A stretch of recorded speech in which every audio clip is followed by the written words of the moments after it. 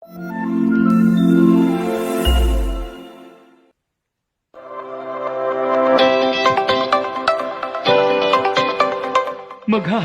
ng karunungan at kaalaman. Uhubog sa puso't isipan. Magtuturo ng kagandahang asal sa batang Isabelenyo. Siguraduhin kong makabuluhan ang inyong pagtutok upang matuto ng kagandahang asal at mabuting Maging pag-uugali. malawak sa pag-unawa at pagrespeto sa kapwa. Balikan at pagnilayan ang mga pinag-aralan natin. Oras na para sa mga araling naghuhulma sa kagandahang asal.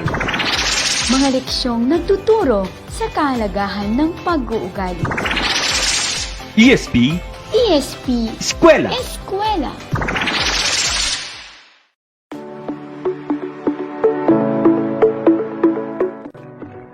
Isang masayang araw sa lahat ng mag-aaral na nasa ikasyam na baitang.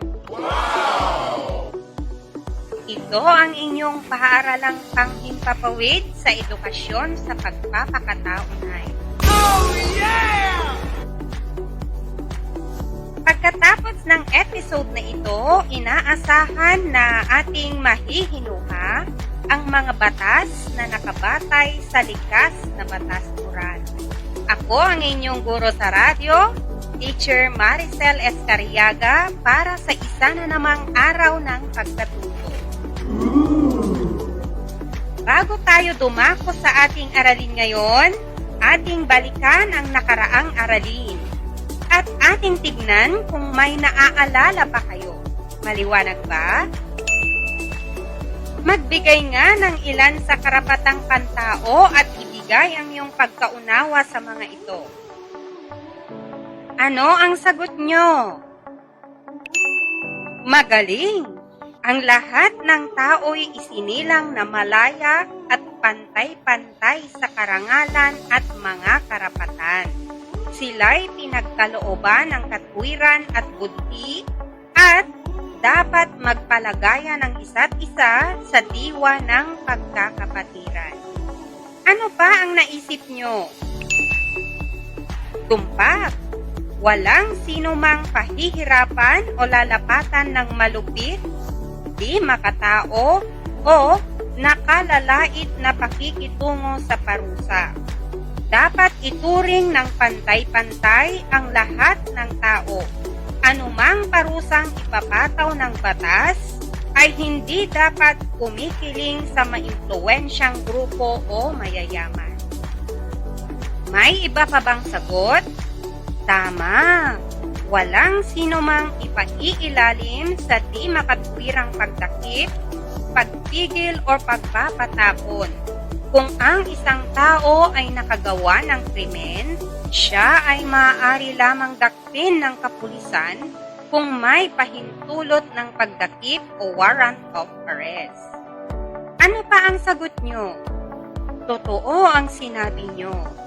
Dapat ang bawat taong pinararatangan ng pagkakasalang pinarurusahan ay may karapatang ituring na walang sala hanggang di napatutunayang nagkasala alinsunod sa batas sa isang hayag na paglilitis na ipinagkaroon niya ng lahat ng garantiyang kailangan sa kanyang pagtatanggol.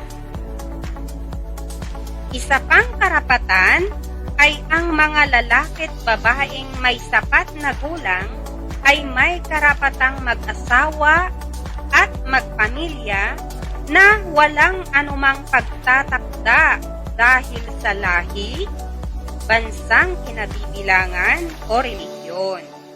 Nararapat sila sa pantay-pantay na karapatan sa pag-aasawa sa panahong may asawa at pagpapawalang bisa nito.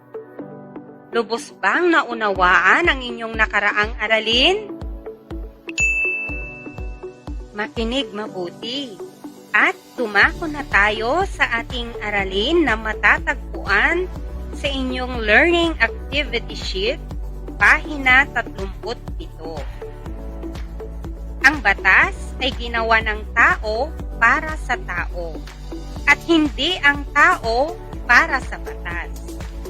Mahalagang nauunawaan natin ang bawat salik ng batas at ang mga saligang pinagmulan kung papaano nabuo ang mga ito. Araw-araw ay may mga batas tayong tinututulan at mas marami ang mga batas na higit nating kinagigiliwan dahil sa hatid nitong kabutihan. Ngayon ay higit nating pahahalagahan ang mabuti at ang tama, ang naaayon sa batas at makabubuti sa lahat. Ang isip at puso ang gabay para kilatisin kung ano talaga ang mabuti. Iba ang mabuti sa tama. Ang mabuti ay ang pagtungo lagi sa pagkabuo ng sarili. Ang tama ay ang pagpili ng mabuti batay sa panahon, kasaysayan, konteksto, at sitwasyon. Tinitignan dito ang mga pangangailangan at kakayahan ng gagawa ng pagpili. Ang pag-alam sa kabutihan ay hindi lamang gumagalaw sa larangan ng pag-iisip, kundi sa larangan din ng pakiramdam. Iba-iba man ang formula ng likas na batas moral, ang itinuturo nito ay isa lamang. Hindi ko kakasangkapanin ang tao. Ituturing ko bilang may pinakamataas na halaga ang tao. Gagawin ko ang lahat upang ingatan at payabungin ang tao. Mga mag-aaral, hindi perpekto ang mga batas. Subalit, muli ay babalik tayo sa definisyon ng mabuti. Sapat na ang laging pagtingin sa kabutihan at ang pagsisikap na matupad ito. Ang likas na batas moral ay hindi instruction manual. Hindi ito isang malinaw na utos kung ano ang gagawin ng tao sa iba't ibang pagkakataon. Gabay lamang ito upang makita ang halaga ng tao. Naintindihan ba? Sa tagpong ito, gusto kong buklatin ninyo ang inyong mga las sa pahina 37. Gawain 1, panimulang gawain. Sagutin ang sumusunod na katanungan. Sabihin kung tama o mali ang mga sumusunod na pangungusap. Maglabas ng kalahating papel para sa activity na ito. Handa na ba kayo? Mahusay. Unang bilang. Pangunahing dapat ituro sa maliit na bata ang wastong gawi sa paggamit ng banyo o toilet. Ikalawang bilang, ang pagyurak sa dignidad ng iba ay katulad din ng pag-ihi sa kung saan-saan ayon kay Beth Wolsey. Nakakasunod ba? Ikatlong bilang, kahit mali ang batas na pinaiiral ng magulang, ay kailangang sundin para hindi sila magalit. Ikaapat na bilang, ayon kay Beth Wolsey, kapag natuto ng wastong paggamit ng toilet ang isang bata, hindi niya katatakutan ang comfort room. Masyado ba akong mabilis? Huling bilang, tanging sa pagsunod natin sa ating magulang, maipapakita ang paggalang sa kanila. Atin nang iwasto ang inyong mga kasagutan. Handa na ba kayo? Para sa unang bilang, ang sagot ay tama. Ilan ang nakakuha? Mahusay. Ikalawang bilang, ang tamang sagot ay tama. Nakasusunod pa ba? Ikatlo hanggang ikalamang bilang, ang sagot ay mali. Ilan sa inyo ang nakakuha ng 5? Magaling! Ilan naman ang nakakuha ng 4? Mahusay! Sino-sino ang nakakuha ng 3? Wow! Ilan naman ang nakakuha ng 2 pababa? Ilan sa mga pangungusap na nasambit ay ilan sa mga batas moral na siyang ating pag-uusapan sa araw na ito. Upang mas lalo pang mapagtibay ang ating aralin, buklatin ang inyong last sa pahina 38 sa gawain 2, sumunod sa batas. Handa na ba ang lahat? Gumawa ng concept map. Sumulat ng 3 konsepto na may kaugnayan sa pagsunod sa batas gamit ang sumusunod na katanungan. Letter A, bakit mahalaga ang pagsunod sa batas na nakabatay sa likas na batas moral? Letter B, ano ang maitutulong nito tungo sa pagkamit ng iyong kaganapan bilang tao? Handa na ba kayo? Ang isip at puso ang gabay para kilatisin kung ano talaga ang mabuti. Iba ang mabuti sa tama. Ang mabuti ay ang pagtungo lagi sa pagkabuo ng sarili. Ang tama ay ang pagpili ng mabuti batay sa panahon, kasaysayan, konteksto at sitwasyon. Tinitignan dito ang mga pangangailangan at kakayahan ng paggawa ng pagpili. Ilan pa sa inyong sumasagot? Atin nang sagutin ang gawain 2. Ang mga sumusunod ang pwedeng sagot sa concept map. Narito ang mungkahing kasagutan para sa gawain 2. Mangyaring iwasto ang inyong sagutang papel. Una, maging malaya. Pangalawa, upang maging ligtas. Pangatlo, para maging mapayapa ang bansa. At pang-apat, para sa kabutihang panlahat. Ilan lamang ito sa mga makatutulong tungo sa pagkamit ng inyong kaganapan bilang tao.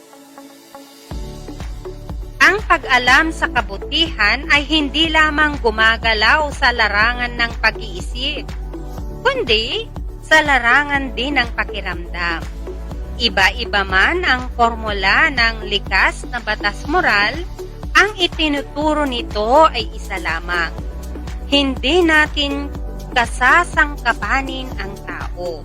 Ituturing ito bilang may pinakamataas na halaga ang tao. Gagawin ang lahat upang ingatan at payabungin ang tao. Upang lalo pang maliwanag ang ating kaalaman, buklatin muli ang inyong last sa pahina 38.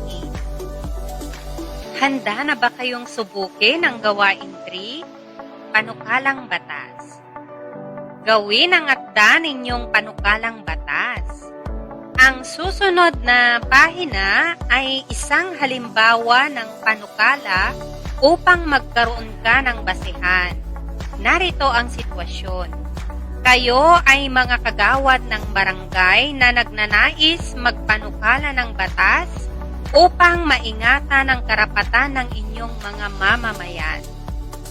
Ang inyong batas ay kailangang nakabatay sa likas na batas moral. Handa na ba kayo? Upang lalo pang mapaunlad ang ating kaalaman ukol sa paksang ito, nais kong inyong buklatin ang inyong mga last sa pahina 39 para sa halimbawang panukala. Tiyaking magawa ang naturang gawain dahil isa ito sa inyong mga performance tasks. Para sa inyong gabay na paggawa, sumangguni sa rubrik sa pagtataya ng gawaing pagkatuto sa pahina 43. Nagkakaintindihan ba? Magaling kung ganon. Para sa huling pagtataya, ating basahin at unawaing mabuti ang mga tanong sa pahina 41 ng inyong LAS. Piliin ang pinakaangkop na sagot sa bawat bilang. Isulat ang sagot sa inyong sagutang papel. Handa na ba kayo? Unang bilang. Ang mga batas ng lipunan ay nilikha upang A. Protektahan ang mamamayan at may kapangyarihan. B. Ingatan ang interes ng marami. C. Itaguyod ang karapatang pantao. O D. Pigilan ang masasamang tao. Sa ikalawang bilang, ang likas na batas moral ay A. Nilikha ni Thomas Aquino. B. Nauunawaan ng tao. C. Inimbento ng mga pilosopo. O D. Galing sa Diyos. Sa ikatlong bilang, ang mabuti ay A. Paggawa ng tama. B. Pagsunod sa batas. C. Pagbuo sa sarili. Or D. Pagsunod sa Diyos. Pang-apat na bilang, sinasabi nating ang mabuti ay A. Laging tama. B. Iba-iba sa tao. C. Minsan tama. Or letter D. Pare-pareho sa tao. Sa ikalimang bilang, alin sa mga sumusunod ang hindi ayon sa likas na batas moral? A. Pagkaltas sa SSS, pag-ibig, at buwis sa mga manggagawa. B. Pag-utos sa mga magiging ina na regular na magpatingin sa doktor. C. Pangungulit sa bata na maligo. Or letter D. Pagpilit sa mga tao na magsimba. Pang-anim na bilang, paano natututunan ang likas na batas moral? A. Binubulong ng anghel. B. Tinuturo ng magulang. C. Basta alam mo. Or letter D. Sinisigaw ng konsensya. Sa ikapitong bilang, alin sa mga sumusunod ang tamang panukala? A. Nagpapalit ang likas na batas moral sa paglipas ng panahon. B. Iba-iba sa mga ibang kultura ang likas na batas moral. Letter C. Isa lang ang likas na batas moral para sa lahat. Or letter D. Isa lang ang likas na batas moral na may iba-ibang anyo. Sa pangwalong bilang, ang tama ay sumusunod sa mabuti. A. Sa lahat ng panahon at pagkakataon. B. Ayon sa sariling tansya. C. Angkop sa pangangailangan at kakayahan. Or letter D. Nang walang pasubali. Sa pangsyam na bilang, tama ang isang bagay kung A. Ito ay ayon sa mabuti. B. Walang nasasaktan. C. Makapagpapabuti sa tao. Or letter D. Magdudulot ito ng kasiyahan. Nasusundan pa ba? At para sa huling katanungan, pang-10, ang pagiging makatao ay A. Pagsaklolo sa iba. B. ang pagiging matulungin sa kapwa. C. Pagpanig sa tao. O letter D. Pagsunod sa utos ng Diyos. Sa pagkakataong ito, atin namang iwasto ang inyong gawain. Handa na ba kayo? Mangyaring tignang mabuti ang inyong sagutang papel at makinig sa akin para sa mga kasagutan. Makinig sa mga sagot. Unang bilang, ang sagot ay letra A. Protektahan ang mamamayan at may kapangyarihan. Sa pangalawang bilang, ang sagot ay letra D, galing sa Diyos.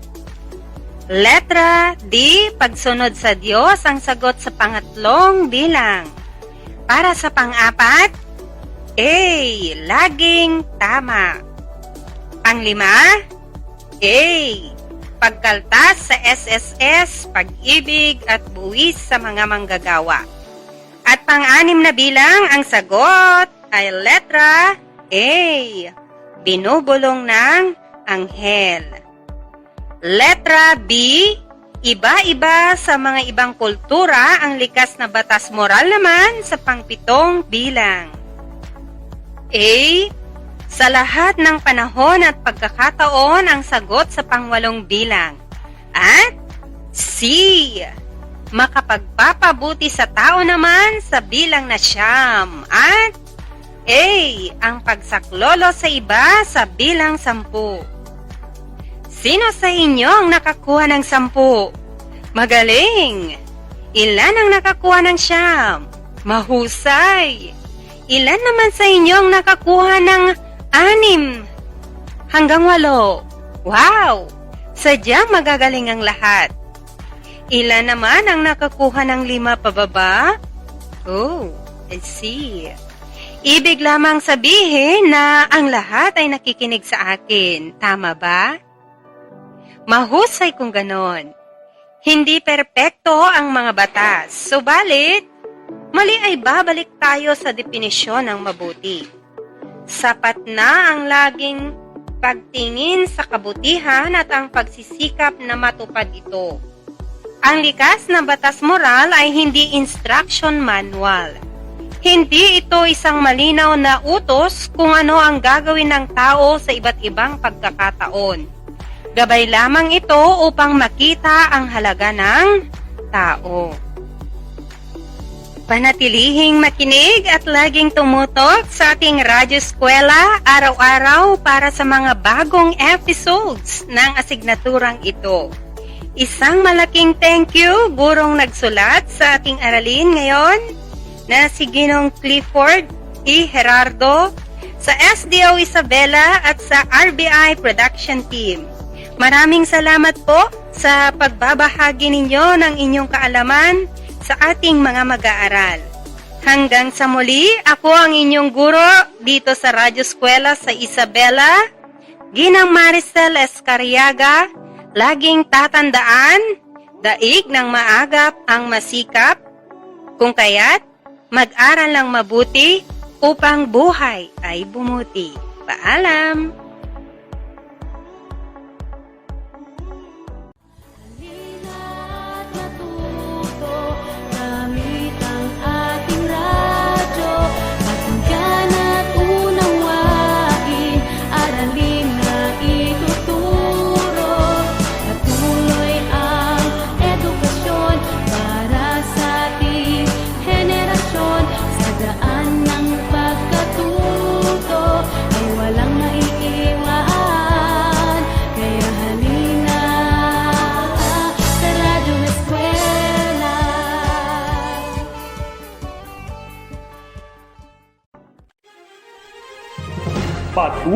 Patuloy ang edukasyon para sa ating henerasyon. Sa daan ng pagkatuto ay walang may iwan. Kaya halina sa Radyo Eskwela.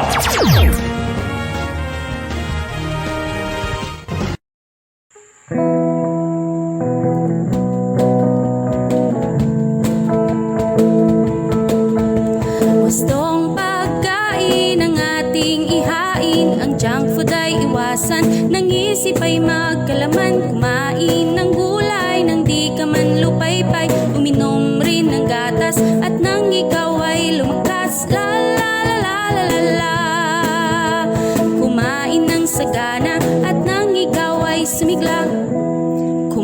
wasto para isip ay maging listo.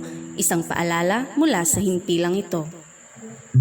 Mare, baka pwedeng makahiram muna ng pera mo. Pambili ko ng cellphone ni Junior. Malapit na ang pagbubukas ng klase, ngunit wala pa rin siyang gagamitin. Ay, paano na kaya ito? Naku, Mare, hindi mo na kailangang bumili ng cellphone dahil may iba't ibang learning modalities ang DepEd, gaya ng reader-based instruction, TV-based instruction at modular learning. Hindi lang online learning. Ay, ganun ba, Mare? Sige, Mare, mauna na ako. Ibabalita ko pa yan kay Junior. Salamat! Ang paalalang ito ay hatid sa inyo ni DepEd at ng himpilang ito.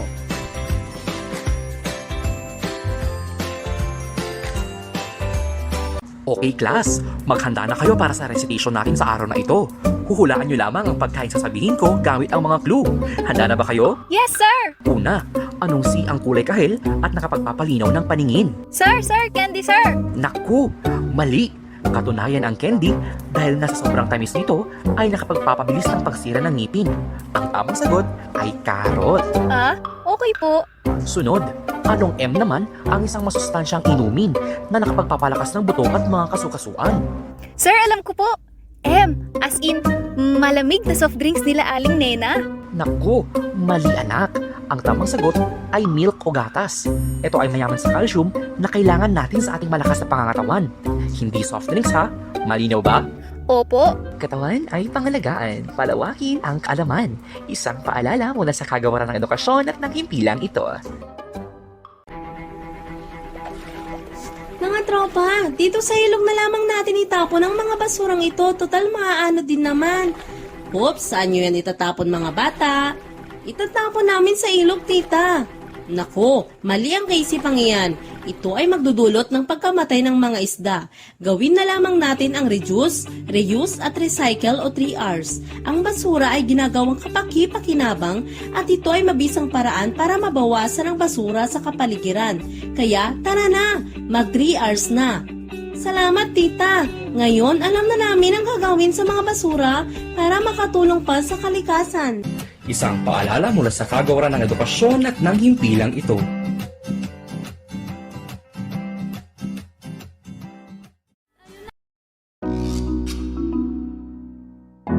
Mare, narinig mo na ba ang tungkol sa online distance learning ng DepEd? Ano ba ito? Ay oo, Mare. Ang online distance learning ay isang pamamaraan kung saan maihahatid ng mga guro ang kaalaman para sa mga anak natin sa tulong ng teknolohiya gaya ng internet, laptop, computer, at cellphone. Ganun ba, Mare? Oo, Mare. Hindi magkakasama at magkakaharap ang mga estudyante at mga guro. Maaaring matuto ang mga bata sa pamamagitan ng online na pagkatuto.